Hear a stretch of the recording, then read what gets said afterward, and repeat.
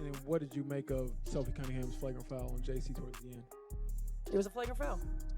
You think it's like defending Caitlin or defending the team, or how do you view just how it all? I view it as a flagrant foul. That's about the game too. Yeah, well, I mean, you guys came for basketball. Yeah, Let's talk about basketball. Yeah. Come on now. What do you think of just how you all were able to pull away in the second half, Caitlin in particular? We're going to the Commissioner Cup Championship. Let's That's go! pretty exciting. Y'all want to talk about that? Let's talk about that. What do you think, again, in the second half? The WNBA is on the verge of sabotaging its own survival. Its biggest star, Caitlin Clark, is reportedly at a breaking point, and the whispers of her leaving are growing louder every day. This isn't just about rookie hazing. It's a story of on-court assaults ignored by officials, a jealous league that resents its own savior, and a media that blames the victim. Now, a shocking rumor is taking hold that Clark is planning an escape, a power move so defiant it could expose the WNBA's deepest flaws and leave the league scrambling for the very attention she single-handedly delivered. WNBA record. This is her second season. And you put the numbers together, that's like 10 seasons. That girl did it in 10 seasons. That means she had one a season. Caitlin Clark is... when Caitlin Clark gets to 10 seasons, she's going to have 100 of these. And y'all can't get a girl her roses. Now, I don't like the fact that she be getting woke because she don't want all these lesbians to be mad at. At the end of the day, is the woman putting in the work, she's putting in the work. To understand why leaving is even on the table, you first have to grasp the sheer scale of her impact. The numbers don't just tell a story, they scream it from the rooftops. Before Caitlin Clark, the WNBA was a niche league fighting for airtime. After her arrival, it became appointment television. We're talking about a one-woman economic stimulus package. Arenas that once had seas of empty seats were suddenly sold out, not just in her home city of Indiana, but in every single city she visited. Opposing teams moved their games to larger NBA venues just to accommodate the tidal wave of fans coming to see her play. This is all going according to plan. This is ideal. Caitlin Clark is holding up her end by being awesome and by being a trash-talking jerk on the court. Love it. Her teammates are holding up their end by having her back. The other players in the league are holding up their end by not liking her. Perfect. Couldn't have written a better script. Caitlin is talking trash to this girl's hard fouling her. Her teammate Sophie Cunningham, who got a black belt in Taekwondo at the age of 6, she's like, I will F you guys up. All of it's great. And Caitlin's a killer. 10 out of 10, no. Her jersey became the highest selling of any athlete in any sport upon its release. The league's viewership on major networks skyrocketed by triple-digit percentages, but the most damning piece of evidence came when she was briefly sidelined with an injury. The WNBA's viewership instantly plummeted by a staggering 55%. Let that sink in. One player sits out and more than half the entire television audience for the whole league vanishes. This wasn't a team player. She was the entire market, single-handedly funding her own opposition and paying the salaries of the very players who seemed to resent her for it. Caitlin Clark is driving the WNBA insane. It's to the point that she may need to step away from the WNBA, have a billionaire come in that has the money to prove a point, and say, Caitlin, I'll pay you $50 million just to see if the WNBA can make it without you. Let's go create a complete different league and expose the hell out of the WNBA just to embarrass this Angel Reese girl that Jameel Hill just said she could go down as a Michael Jordan of WNBA. Yeah. But for all the money and attention she brought in, her welcome to the league felt less like a red carpet and more like a back alley ambush. It quickly became clear that opponents had one primary defensive strategy: see how much physical abuse she could endure before she broke. This wasn't just tough physical basketball, it was a targeted campaign. Every game was a highlight reel of hip checks, off-ball shoves, and aggressive closeouts that straddled the line of outright assault. The peak of this came with the infamous shove from Marina Mabrey, who sent Caitlin flying with a full-body check completely disconnected from the play. Well, I will say this, when Caitlin Clark was out, they lost 55% of their viewership. So, like, basically, Caitlin Clark is paying all their salaries. Pretty much. I mean, at the end of the day, you can hate her as much as you want, but she's brought in millions of fucking dollars. So you should be kissing her ass. And that kind of defeated the purpose of Angel Reese's argument of she's like, hey, it's not just Caitlin Clark that is bringing all the viewership to the WNBA. It's like, well, it definitely is. It's like it kind of proved that with the viewership rating being down that she significantly increases viewership with They try so hard to compare her to Caitlin Clark. They try so hard. It was a move you'd expect to see in a hockey game, not on a basketball court. Yet, through it all, Clark's reaction was the most infuriating thing to her detractors. She didn't retaliate. She didn't complain. She just got back up, dusted herself off, and went back to work. Her composure wasn't seen as professionalism. It was seen as arrogance, which only fueled the fire and made the next hit even harder. The message was clear. You will not outshine us. And if we can't stop you with skill, we'll try to stop you with force.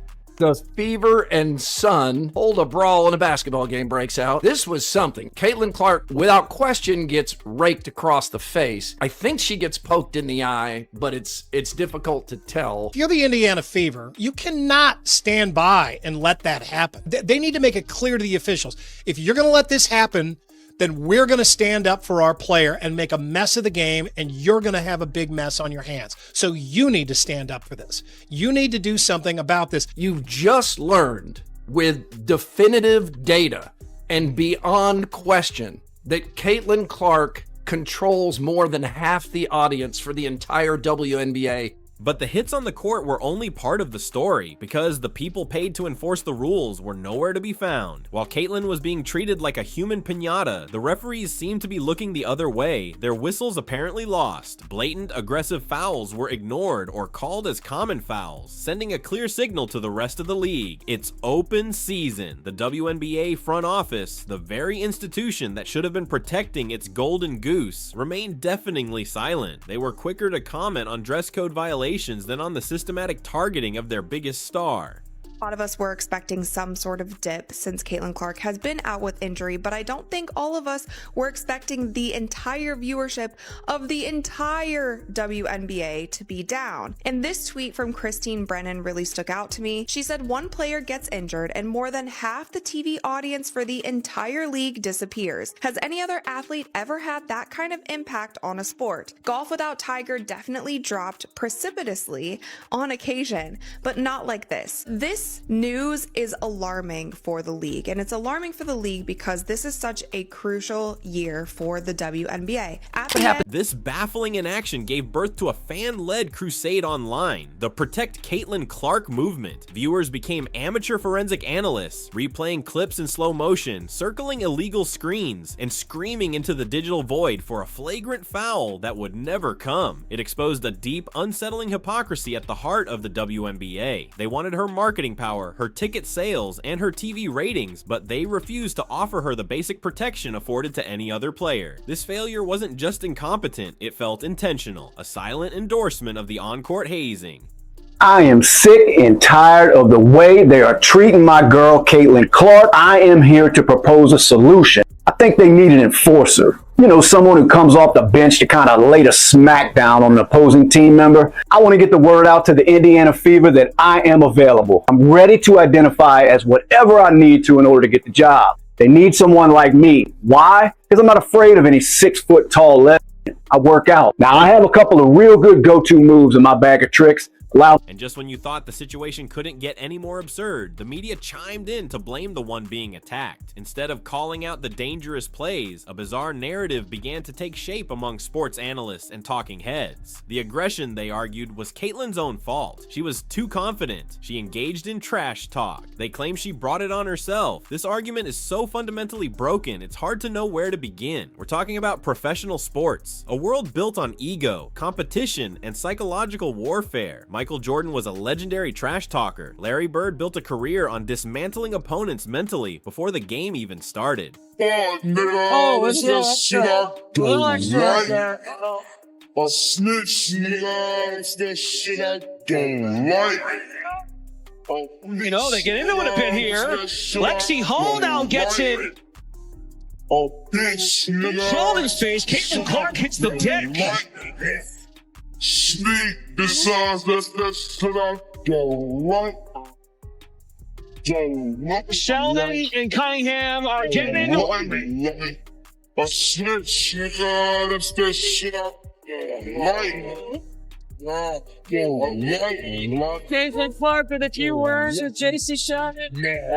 Their antics are celebrated, immortalized as part of their competitive fire. But when Caitlin Clark does it, she's suddenly violating some unwritten rule that invites physical retaliation. This blatant double standard was infuriating for fans to watch. Commentators would bend over backwards to justify a violent shove, analyzing Caitlin's posture or attitude as if she was somehow asking for it. They were essentially blaming the mailbox for getting hit by a drunk driver. The message was twisted and clear. In the WNBA, if you are a confident woman who backs it up, you deserve whatever comes your way. Caitlin Clark has decided to quit the WNBA and move on and go play over in Europe. I do not blame her. I applaud it. I say do it. Get as far away from the WNBA as you can. Let that league sink.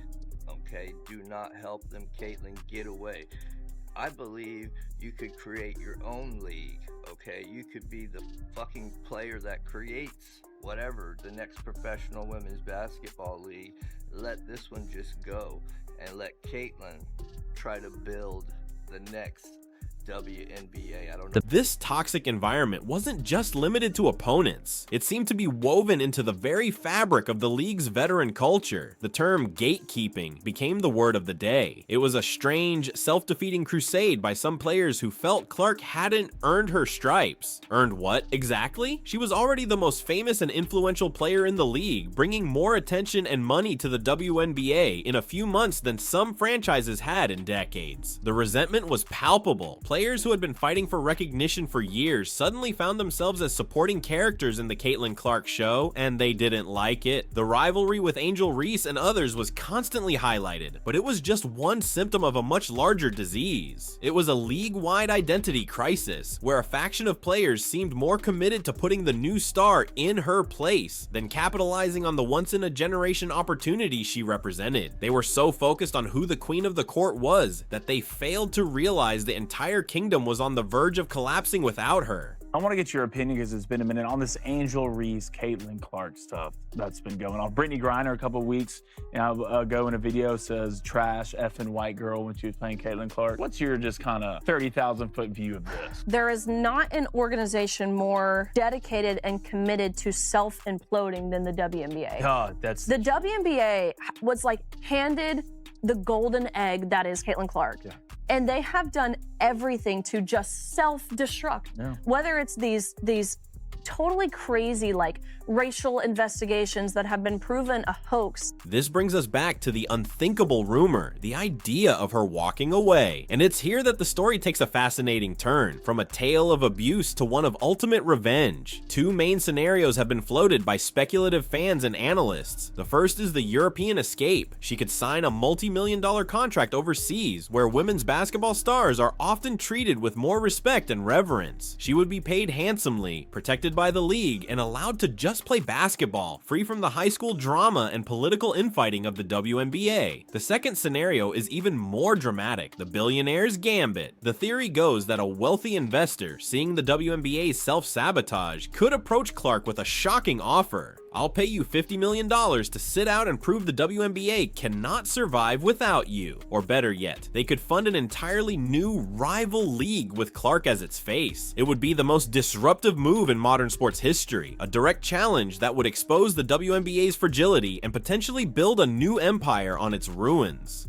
Caitlin Clark did her thing. Coming off of the injury, she returned for the Fever, and I swear I am not being hyperbolic. We were immediately gifted one of the greatest halves we have ever seen in the WNBA, and I say that with all context involved.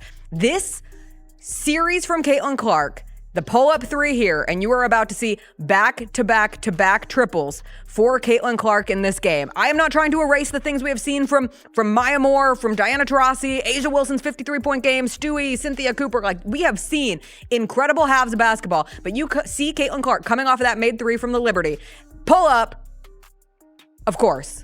She's making it in that moment. Let's talk about the so-called rivalry that the media and certain players have desperately tried to construct. Every great sport has its legendary rivalries, Magic versus Bird, Federer versus Nadal, but those were built on a foundation of fierce mutual respect. What's happening with Caitlin Clark isn't a rivalry, it's a one-sided obsession. When Angel Reese delivered a flagrant foul to Clark's head and was later seen being celebrated by her teammates on the bench, it exposed the entire charade. This wasn't about competition, it was about animosity. True rivals push each other to be better. They battle on the court and, more often than not, acknowledge each other's greatness off it. But this narrative is different. It's being used as a justification for cheap shots and petty behavior. Clark seems focused on playing basketball and winning games, while some opponents seem more focused on her. They've made it personal, and in doing so, they've cheapened the very idea of what a professional sports rivalry should be, turning it from a compelling drama into a toxic spectacle.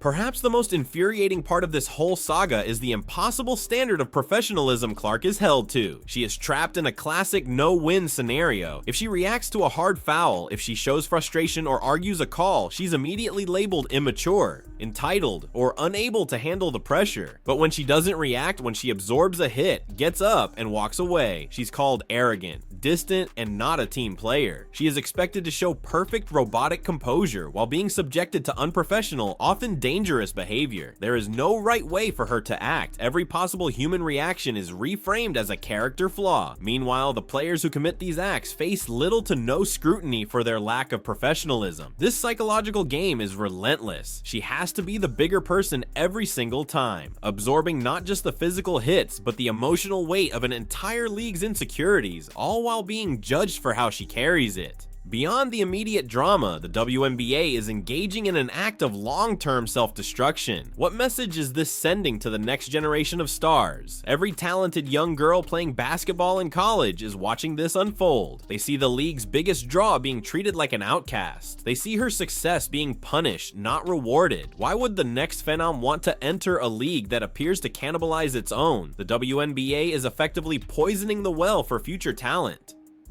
Furthermore, corporate sponsors, the lifeblood of any professional league, are watching too. Brands invest in growth, excitement, and positive narratives. They don't invest in petty infighting, public relations disasters, and a product that looks unstable and unprofessional. By failing to protect Clark, the league isn't just risking one player, it's damaging its brand and reputation for years to come, potentially scaring away both the future stars and the money needed to keep the lights on. In the end, Caitlin Clark is trapped in an impossible paradox. The league needs her for its very survival, yet it fosters a culture that actively punishes her for her greatness. She's the star of the show, but she's also the designated punching bag. If she stays, she's signing up for more of the same. More hard fouls, more silent whistles, and more blame for things that are not her fault. If she leaves, it won't be an act of surrender. It will be an act of profound self-respect, a declaration that her talent and her well-being are worth more than a league that refuses to value either. The WNBA is at a crossroads, staring at the golden ticket it was handed and seemingly doing everything in its power to tear it up. So we're left with one final sobering question. What happens the day after she leaves? When the arenas are half empty again, when the viewership numbers collapse, and when the mainstream media turns its attention elsewhere? What will that silence sound like? It will sound like a league finally forced to confront the star it drove away, becoming nothing more than a trivia question about a phenomenon it was too proud and too broken to embrace.